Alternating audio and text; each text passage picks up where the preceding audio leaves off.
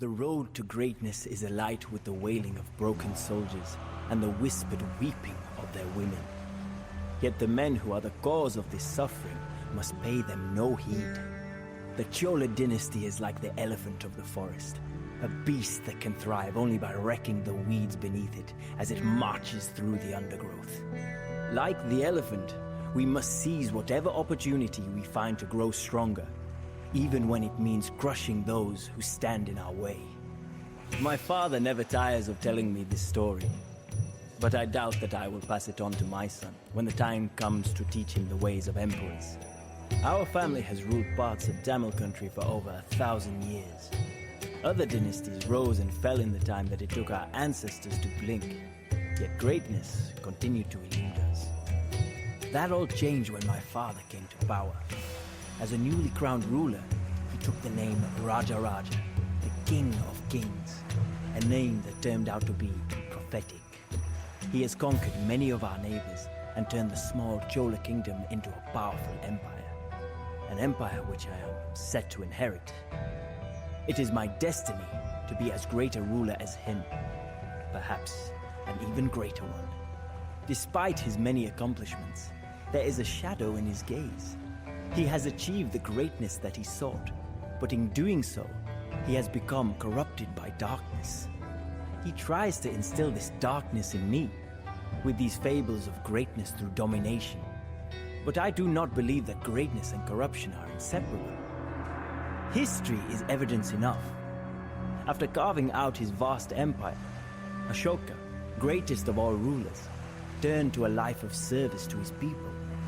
He built hospitals for the sick and dug wells for the thirsty. Rich and poor alike throve during his reign. Is that not true greatness? To not just rule, but to rule justly? Father just shakes his head whenever I tell him this, or laughs at me if he is in a good mood. Yet he has given me a chance to prove him wrong. We are at war with our old rivals, the Chalukyan dynasty, and he has tasked me with invading their lands. I will wage a just war. When I return to Tanjavur, Raja will know what his son is capable of.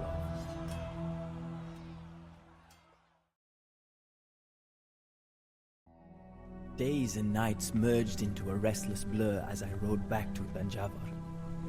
My mind was empty, as if every thought and emotion had hidden in corners beyond my reach. It was not until I came into the palace and saw my father's body that I woke to find that the nightmare was real. The King of Kings was dead. Seeing my father's cold, grey face, knowing that he would never tell another tale about the elephants of the forests, I wept for the first time since I was a boy.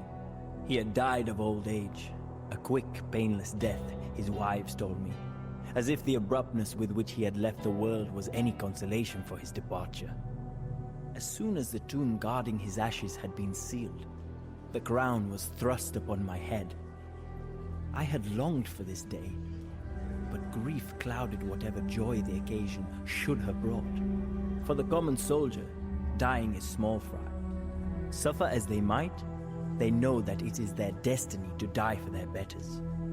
But when you are among the men whose fate it is to shape the world, when every potential future that you could have created flickers out of existence as you gasp your final, miserable breath, dying is too much. It will be long before this pain subsides. Yet I must rule in spite of it.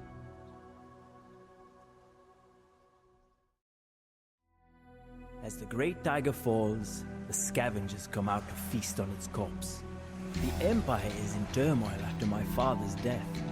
To the west, the Sera and Pandya dynasties are rattling their sabers.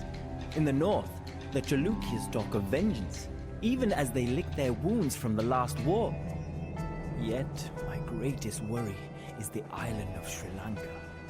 My father invaded the island decades ago, forcing its king Mahinda to escape into the untamed south. Now, Mahinda has returned to reclaim his old domains. All but a single town have fallen to his rebellion. If we lose Sri Lanka, It will embolden dissenters in every part of the empire to rise up against me. That cannot be allowed to happen. I must finish what my father began.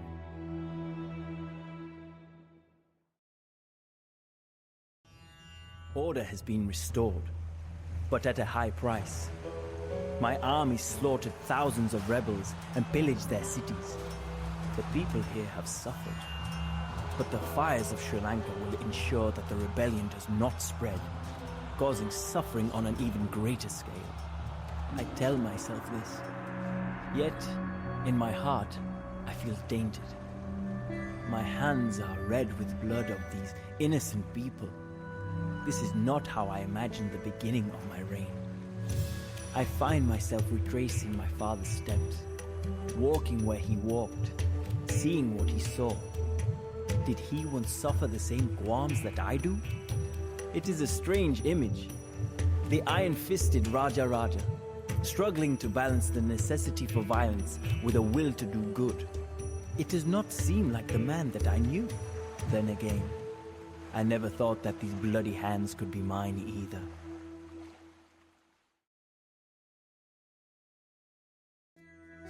When news spread of my subjugation of Sri Lanka, our enemies grew quiet. Only the Pandyas of Madurai still flailed their arms at us, being too proud to accept that their ancient line is now but a cub next to the Chola tiger. With stability secured and the Chalukyas weakened, I have been given a rare opportunity to build upon the foundation that my father laid. I am not averse to war, and Sri Lanka taught me that even some atrocities can be justified for the greater good.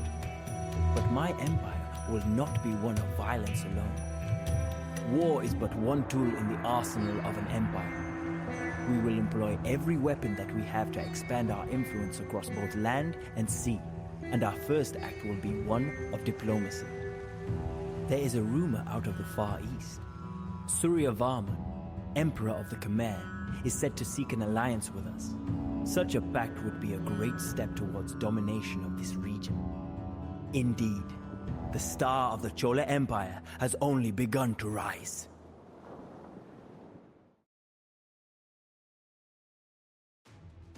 My enemies lie shattered before me, and the Chola Empire stands victorious once more. Why then? Does it feel as if something inside of me is breaking?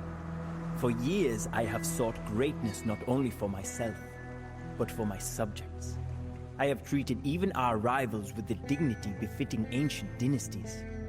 But my softness has only led to setbacks. Only when I unleash devastation upon my enemies, soldiers and civilians alike, do I seem to conjure up any lasting victory.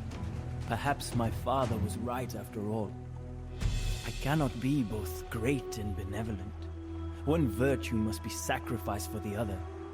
The price for greatness is inevitably corruption, the slow death of everything that I believe in. For a long time, this quandary has sent me into tortuous dreams. It is as if a black seed has been planted in some murky crevasse of my soul. I have ignored it, hid from it, all for naught. Could it be that my fear of corruption was but a sign of my inexperience as a ruler? Something that my father learned to overcome in the harshness of his later years. For if one cannot reach greatness without being corrupted, without giving in to that deep desire to increase one's power by any means available, then is corruption truly a bad thing?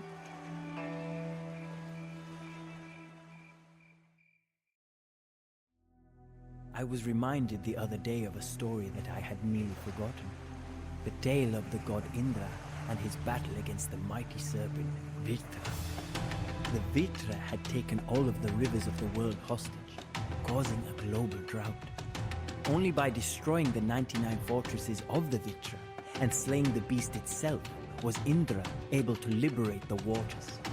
The priests would call me sacrilegious, but to me, this tale has a hidden meaning. I am facing a Vritra of my own, and that monster is the great lie that I have lived until this day. The 99 fortresses are the little lies that are still burrowed into my soul. My irrational fear of corruption, my distaste for violence, and that misplaced care for the so-called innocent. Only when I destroy these inner fortresses can I unleash the greatness within me and become a ruler whose name will live on for millennia. To do so, I must look beyond our traditional enemies. Far to the northeast lies the land of Bengal. It is here, where the sacred Ganges meets the ocean, that I will achieve my greatest triumph yet. I have announced a march on the Pala Empire that rules Bengal. General Arayan has already left at the head of a large vanguard. Together, we will bring holy water from the Ganges back to Chola lands, so that the gods may bless our realm. And if I can defeat one of the greatest empires in the known world in the process, then all the better.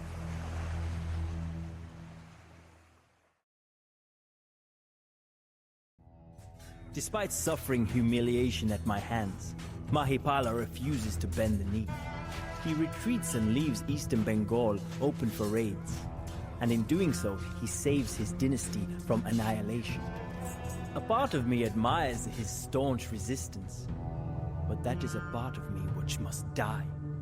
There can be no admiration for one's enemies, no respect for those who refuse to accept their place in the world that I am creating. For now, I will leave Mahipala to pick up the pieces of his broken pride.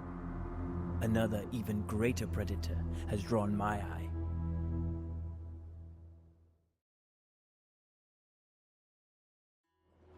The empire of Srivijaya has ruled the Straits of Malacca for centuries. Their central position on this vital trade route has allowed them to grow wealthy and powerful beyond imagining. And now, their tentacles reach into my domains. For years, they have forced traders to make port when they pass through their waters. The trade ships now ignore our harbors, and the Srivijayan Emperor Sangrama is taking all of the riches that once ended up in our coffers. So far, I have been too preoccupied to challenge him, but this new status quo cannot be allowed to stand. I have decided to invade Srivijaya. It will be a military operation on a scale never seen before. 1,000 ships and 1,000,000 men, crossing the ocean to deal death to this empire of middlemen. I have contended with empires before, but none of them hold a candle to the Srivijaya. Their navy dominates the eastern seas, and their fortresses are guarded by undefeated armies. For the first time in years, I doubt whether I can outmatch my opponent. But if I am to secure my legacy, I must strike hard and give them no time to prepare. This war will either be my undoing or propel me to the greatness that I have dreamed of. It is a gamble that I must make. For he who dares at all must dare it all. Thus, I go to slay my Vritra.